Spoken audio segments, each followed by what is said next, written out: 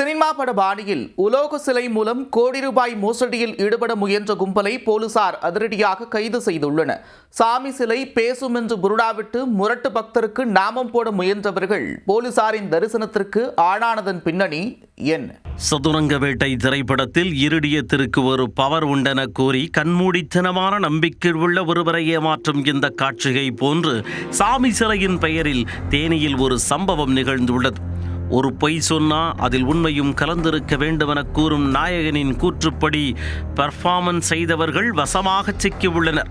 கோடிக்கு ஆசைப்பட்டு 5000-உடன் ஆப்பு வாங்கியுள்ளனர். நடந்தது என்ன?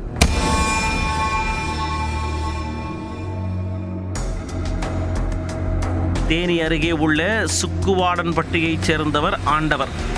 47 வயதான இவர் சடங்கு சம்பிரதாயங்களில் அதிக நாட்டம் கொண்டவராக இருந்துள்ளார். பழனி செட்டிப்பட்டியில் உள்ள கார் சர்வீஸ் சென்டருக்கு தனது காரை கொண்டு சென்றபோது அங்கு பணியாற்றும் சிவா என்ற இளைஞருடன் நல்ல பழக்கம் ஏற்பட்டுள்ளது. நட்பின் அடிப்படையில் ஆண்டவரின் ஜாதகம் அனைத்தும் சிவாவுக்கு தெரிந்துள்ளது. முக்கியமாக அவர் கடவுளின் பெயரில் எதை கூறினாலும் கண்மூடித்தனமாக நம்புவார் என்பதையும் அறிந்து கொண்டுள்ளார். அவரின் அறியாமையை தனக்கு சாதகமாக பயன்படுத்தி கொண்டு காசு பார்க்க சிவா தனது சித்து வேலைகளை தொடங்கியுள்ளார். இதற்காக போட்டு வைத்த திட்டத்தின்படி ஆண்டவரே தனது நண்பர் தங்கமணி என்பவரிடம் அபூர்வமான சாமி சிலை ஒன்று இருப்பதாக கூறியுள்ளார். அதை வீட்டில் வைத்து பூஜை செய்து வழிபட்டால் உங்களுடன் அந்த தெய்வமே நேரில் பேசும் என்று தனக்கு தோன்றியதையெல்லாம் அளந்து விட்டுள்ளார் சந்தேகம் வராதவார். அத்துடன் செல்வம் கொடிக்கும் என சதுரங்க வேட்டை படப்பாணியில் ஆன்மீக சொற்களால் சொக்க வைத்துள்ளார். ஆனால் அதன் மதிப்பு 1 கோடி ரூபாய் என கூறி வாயடைக்க வைத்துள்ளார். இருந்தபோதும் அதை உண்மை என நம்பிய ஆண்டவர் முன்படமாக 5000 ரூபாயை உடனே கையில் எடுத்து கொடுத்துள்ளார். இதையடுத்து சிவா, தங்கமணி உட்பட 6 பேர் கொண்ட கும்பல் உலோகத்தாலான சாமி சிலை ஒன்றை கொடுத்துள்ளது. அதை வாங்கிய ஆண்டவர் சுக்குவாடன்பட்டியில் உள்ள தனது இல்லத்தில் வைத்து பயபக்தியுடன் பூஜை செய்து வழிபட்டார்.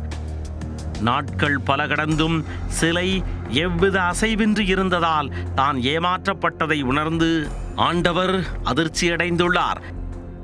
இதனை பற்றி தட்டி கேட்டபோது தங்கமணி அன்கோ அவர் மீது கொலை மிரட்டல் விடுத்ததாக கூறப்படுகிறது.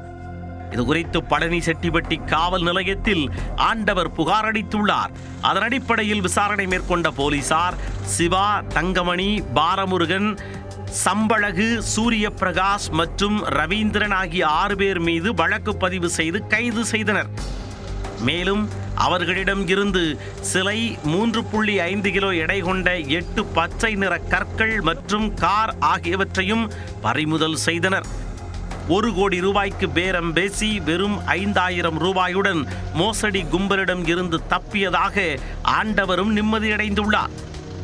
இந்த கும்பலைச் சேர்ந்தவர்கள் ஆண்டவர் போன்று வேறு யாரிடமாவது மோசடியில் ஈடுபட்டார்களா அல்லது உலோகச் சிலை மோசடியில் வேறு யாருக்கும் தொடர்பு உள்ளதா என்ற கோணங்களில் போலீசார் தொடர்ந்து விசாரணை மேற்கொண்டு வருகின்றனர்.